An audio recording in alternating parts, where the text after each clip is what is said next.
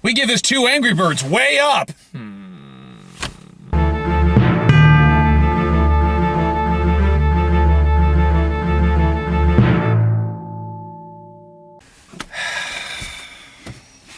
I mean, even if I said it's worse, like the first one is better, would it even fucking matter? The first one was better. Yeah. Wow. Wow.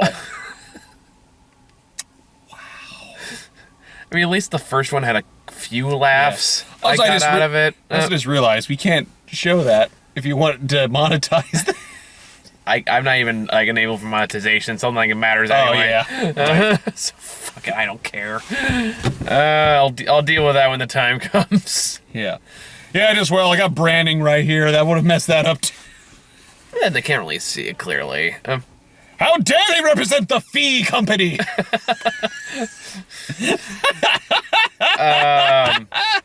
So this is Angry Birds 2. I was already in a terrible mood before I saw this. This did not help. This is somehow below my already low expectations. Don't you love when these things happen after emotional days? Yeah. I had some stuff going on too, but nowhere as bad as yours. Yeah, that's the stuff I told you about. Yeah, there's more. Welcome to my life. Kill me. At least like the first movie had some jokes that were genuinely funny. 3, if I remember correctly.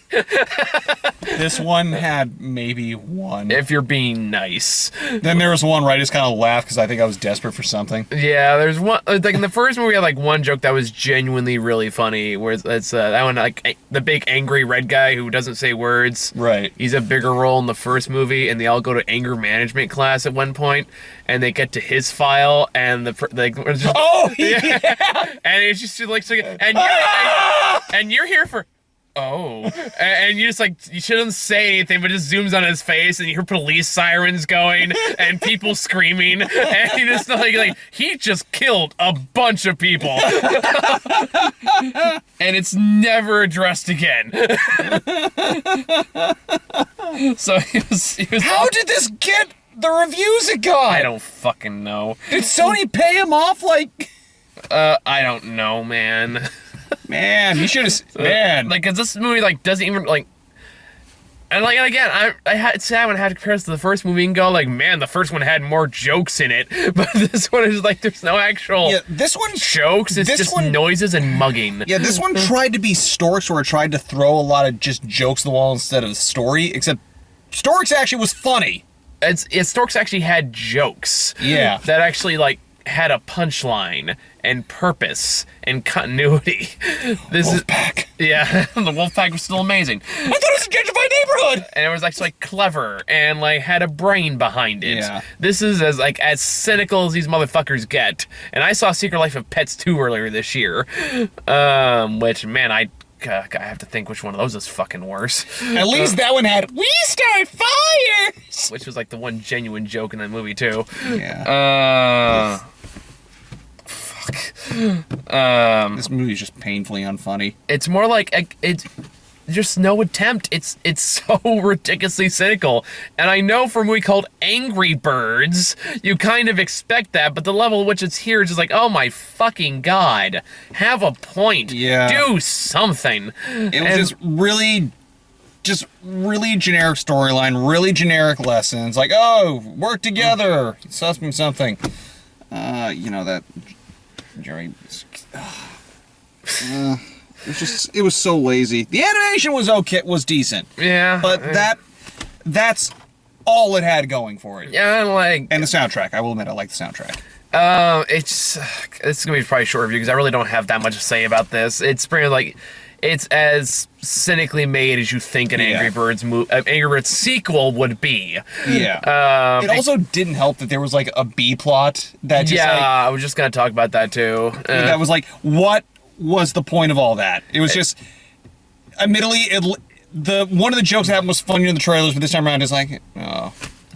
Yeah, like it had like there's like two plots of this movie. There's the main plot is like Red, after saving the world, like island from the pigs in the last movie, is now hailed as this big old hero, but now he wants to keep being the hero, so he keeps kind of instigating this war with the pig people until the pig people realize there's another island led by the Eagles who want to like take over the other two islands, so they team up, shenanigans happen, Peter Dinklage takes another hit in his career.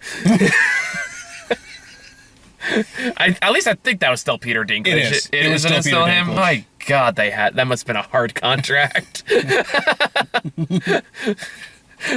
At least, just tell me, am I peeing in a pool again? No? Oh, thank God. No, you're.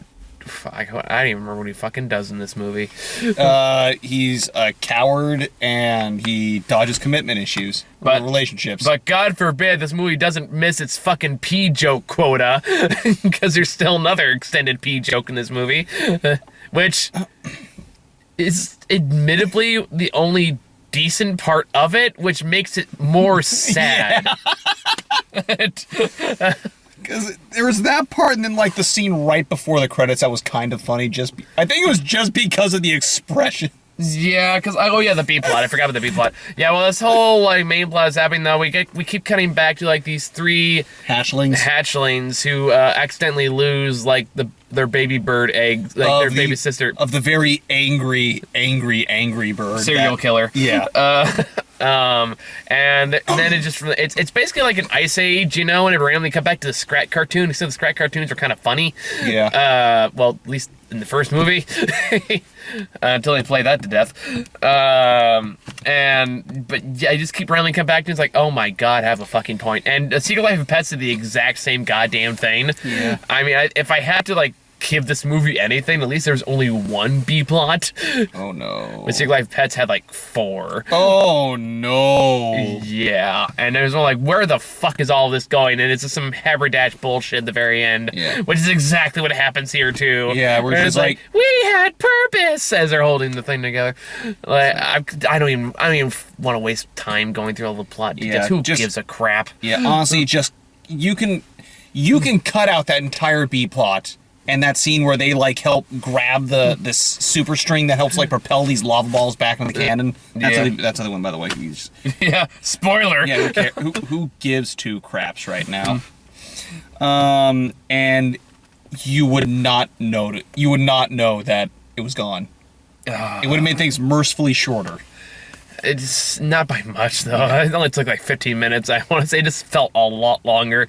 Now, I mean, if The Kitchen didn't just come out last week, I would say it's the worst movie I've seen in a while, but The Kitchen was still worse. I almost saw that when I was down in LA, and I looked at the reviews like,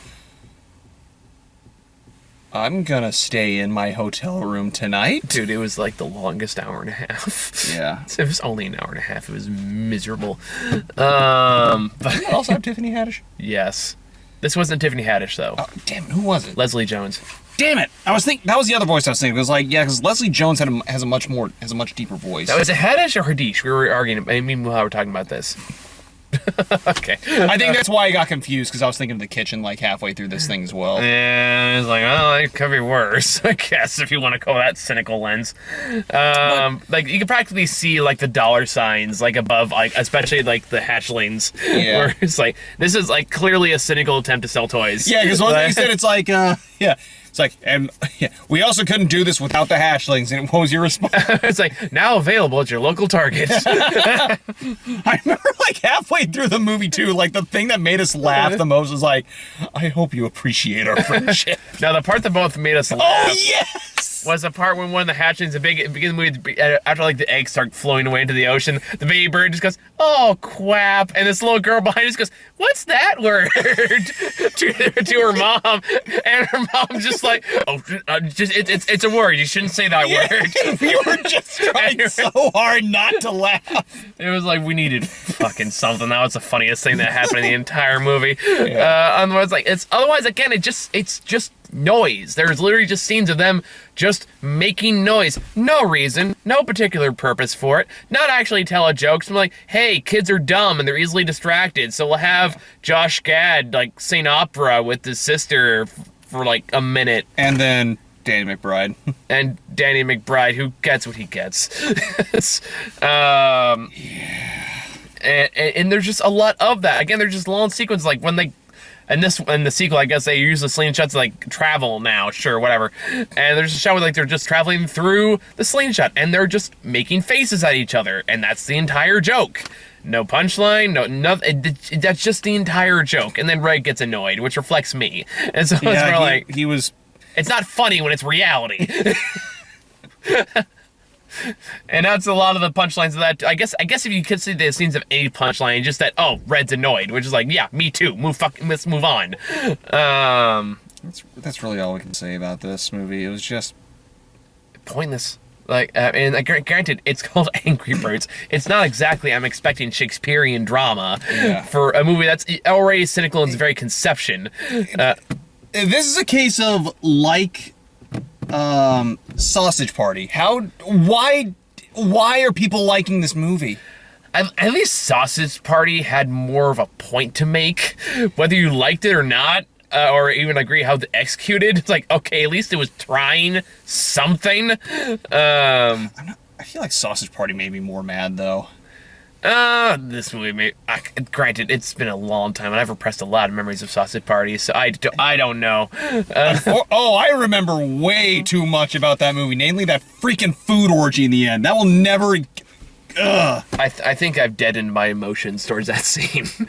All I remember was laughing at the frickin' Meatloaf singing songs by Meatloaf. Oh yeah, that did happen. See, the problem is that I think I'm at that point, there's a supervillain Taskmaster who memorizes every superhero movie he sees, but the cost of his short-term is his like long-term memory. Yeah. Because the brain needs to like replace that with the new data. I'm pretty sure that's my brain on these bad movies I keep seeing. Yeah. All movies get recycled out in favor for like the newer shit. Oh God, I remember this is how predictable the movie was. Like I said, the movie had a good soundtrack. I will give it that. Mm-hmm. But it was a point where it's like, oh, I know what they're... At one point, I knew they were going to use the final countdown. And what did they do? They played the final countdown. I was like, there it is. I mean, it's more like this movie doesn't necessarily need to be unpredictable to be good. It just needs to be interesting. And it's not. It's weird. It's just weird when you can guess you can guess what they're going to do, not just in the story, but like how they're going to use other elements of it. I'm just... And they just crammed in every like meme song they could find. Like this really does feel like a checklist of here's what we think kids like nowadays. Kids like butts, so we'll put a lot of like pig butts in there for no reason. Like, this song was popular for like a half minute. Let's put that song in there. I was shocked that freaking Baby Shark was in there. Oh, that's what that song was. Man. I was like, why did this song become so big? I'm I'm assuming Game Grumps, but I don't know. Fuck if I know. And then like other random references. There was like a Who Wants to Be a Millionaire reference at one point for no reason. Yeah. Like, oh yeah, I hope is that a show that's still popular? Is that show even still around? Yes, it is. Is it really? Fucking hell. Yeah, it's a morning show now. That somehow makes sense. Well, it was popular when I was a kid, but I don't think it has really longevity. Sometimes you don't have Regis. Why don't they have Regis? I don't think he's busy. Probably cost too much. Even he has standards, is what it is. I did Regis and Kelly for like 10 years. Yeah. Fuck. There's just nothing to cling to here.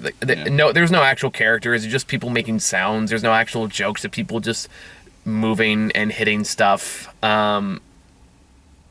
It's just obnoxious noise, and even the kids that we saw this movie with seemed bored. Yeah, there were children crying. I'm there with you. I mean, there was a part just towards the end where, like, even like the love interest Jake just going, wrap it up. I'm like, fucking please, let me go. I just want to go home. Come on to Sloop John B. Feels so broke up. I wanna go home. Where was that song? Oh, it's another it's a Beach Boys song. Yeah, I guess you can get the rights to that one. Yeah. No, I said, where was that song in the movie? I mean, No, it wasn't in there. I know it wasn't. I was saying, where was it? Oh. I could have connected with something. Yeah. But just the way you said, I want to go home. It's just like, yeah. Just like Sloop John me. I got nothing else. You got anything else? No, let's go to trailers. All right. Screw this movie. We got a lot of crap trailers, too. There's a lot of the kid stuff I've seen like a million times. We got that Will Smith pigeon movie. That, was it that spy one? Yeah, I forget the name. Spies in Disguise? Spies in Disguise, that's it. Yeah. Where, like, Tom Holland doing his best. It's like, I will give it a chance just because Tom Holland and Will Smith, but I know it's not going to be that good. I think the part that always makes me laugh in that trailer is always like, you know how you know you're a great spy? When everyone knows your name. It's like, by definition, that makes you a terrible spy. Yeah. That makes you, like, the worst spy.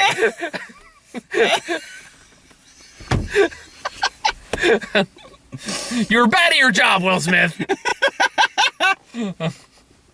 And then I think around the time I started taking notes, because I just walked in here just not giving a fuck, was we get the Playing with Fire trailer. Oh. Which is John Cena doing a pacifier movie. John Cena with Keegan-Michael Key and John Leguizamo. Yeah, I think it was a joke I made to you during that trailer. Like after it was over, and Michael Key's just sitting there back there doing gagging sounds. Yeah, like, do you think Jordan Peele just judges him just a little bit? It's like, hey Jordan, what you been up to? What you working on? Oh, it's great. I've made like Us. I made Get Out. I really made a career for myself. I'm working on Twilight Zone right now. Oh, that's great. That's great. That's great. What are you working on? What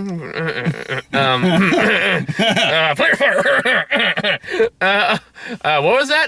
It's just a movie. How are the kids? I don't know. Jordan Peele feels. I don't know. Yeah. Man, I kind of feel bad for him because he's like legitimately like good actor. We saw Don't Think Twice. Yeah, he's good. But and then just went downhill from there. Yeah. Was Peele in Predator? Predator, the Predator movie? That was Key. Okay. I wasn't sure if he was in there with him. I know he had like a sidekick. I can't remember if that was Peele or not. No, that was Thomas Jane. That was basically a sidekick. Okay. I know they're in the Lion King movie together. They play a pair of the hyenas. No, only one of them does. The other one was Key was one of them. Then there was also oh god, the devil guy from Disenchanted. Oh, okay. I just assumed since they focused on the two of them that it was probably Keen Peele. Why can't I remember that guy's name? Oh god, this is gonna drive me insane. While you're doing that, moving on. Playing with Fire looks god awful. I think it's fair to say. Yeah. Then we got speaking of god awful. Then we got the Addams Family trailer, which just looks the worst the more I see of it. Yeah. Because I guess you told me this while we were watching. Apparently Snoop Dogg is playing Cousin It. Yeah. Which is just like, why? Also, I found it was Eric Andre. Eric Andre. Okay. Yeah, I don't know why I could not remember his name for the life of me. But yeah, it's like that was like when they hired like A-list celebrity to play the Chipmunks. I was like, why? Exactly. It's like, you're just gonna like completely modify their voice. Why do that? The only time it worked is when they got Danny Trejo to play Boots in Dora in the Dora movie. Well, yeah, because Danny Trejo. There's a way they use it. I heard that movie was surprisingly not bad. We actually really liked it. I was like, wow, your marketing team. Yeah, I mean, it's actually... Well, it's directed by the guy who made the Jason Segel Muppet movie. Yeah. I found out later. So I found that out. I was like, oh, that kind of explains a lot. Even if, like, his repertoire's a little mixed. It was like, that explains a lot. Yeah, no, that's what I said as soon as I walked in. I was like, oh, that explains why that was actually good. Like, you couldn't have led with that! All right. Yeah, Addams Family looks like crap. And then we got Abominable, which could go either way. Yeah, it looks like it's DreamWorks licensed, not DreamWorks made. That's what I've been saying. That's what I was thinking. Yeah. So it's like, I can't judge. It's just, I'll wait and see. Yeah, that's a case where it's like, okay, it looks like it's a fairly new animation studio. It could be a surprise. I don't know. We'll see. I'll give him credit for trying to have like good, positive Asian, Why can't it? Thank you. Yeah. I couldn't think of the word for a second. Yeah, I'll give it that for sure. And like, yeah, I'll give it a shot. I mean, it's not gonna be a Kubo, but it'll still be entertaining. Oh, I think it will like it'll be entertaining. Kubo, what? Oh, I need to watch you again. You are so damn good. Then we got Overcomer, the Bible movie. The one that pretends really hard it's not a Bible movie. But you know it is. You know it is. Done by the like, people who made Fireproof and like all these other ones. It is like Pure Flix presents. Like, oh, fuck. Did it say Pure Flix? This is Pure Flix. Oh, dear. It's one of the studios, and then there's a couple of like God in Disguise titles. I'll give them credit. It still looks better than a lot of their other crappy ones, but it's like, it's still gonna suck. Yeah, I mean, as long as no one gets their cancer cured by Jesus.